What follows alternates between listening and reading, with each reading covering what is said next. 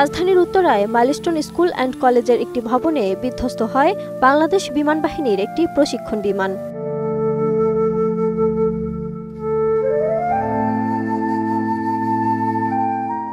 21 জুলাই দুপুর 1টার পরপরই ঘটে মর্মান্তিক এই দুর্ঘটনা।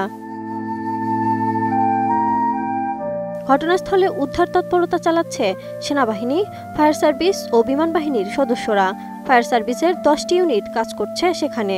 স্কুলের আশেপাশে সন্তানদের খোঁজে ভিড় করছেন স্কুল পড়ুয়া শিশুদের অভিভাবক, স্বজন ও উৎসুক জনতা।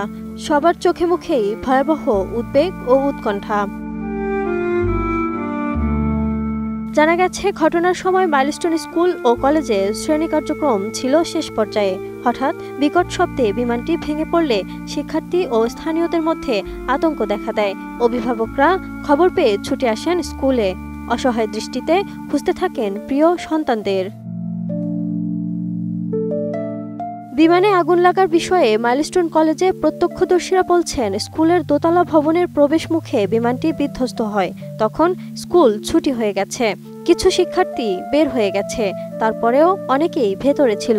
বিমানটি বিধ্বস্ত হওয়ার পরপরই আগুন ধরে যায়। মুহূর্তেই ধোঁয়ার কুণ্ডলী বের হতে থাকে। অন্ধকার হয়ে ওঠে চারপাশের এলাকা।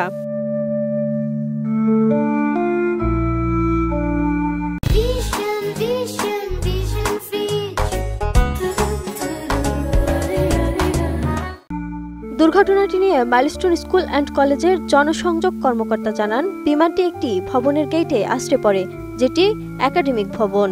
সেখানে স্কুলের বাচ্চাদের ক্লাস চলছিল। যেসব অভিভাবকদের একাধিক বাচ্চা স্কুলে পড়তো, তাদের কোনো এক সন্তানকে বের করে আনতে পারলেও সুস্থভাবে বের করে আনতে পারেননি অন্য আরেক সন্তানকে। ভেতরে আটকে পড়া সন্তানের সঙ্গে কোনো যোগাযোগ করতে না পেরে অভিভাবকদের আহাজারিতে ভারী হয়ে উঠেছে চারপাশের পরিবেশ। ঘটনাস্থল থেকে ফেসবুকে প্রত্যক্ষদর্শীদের পোস্ট করা ভিডিওতে দেখা যায়, ভবন থেকে পোড়া শরীর নিয়ে দৌড়ে বের হচ্ছেন একের পর এক দগ্ধ শিক্ষার্থী ও অনেকেই। সেনাবাহিনীর গাড়িতে করে অনেককে উদ্ধার করে নিয়ে যেতেও দেখা গেছে।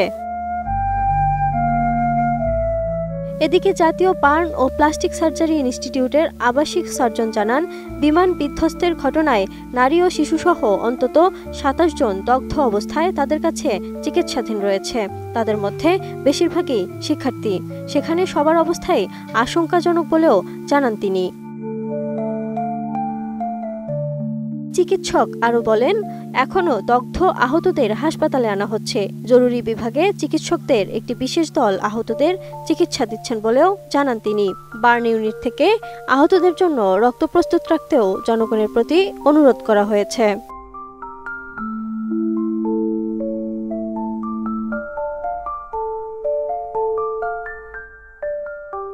Lima Sayanti, desk report, ATN news.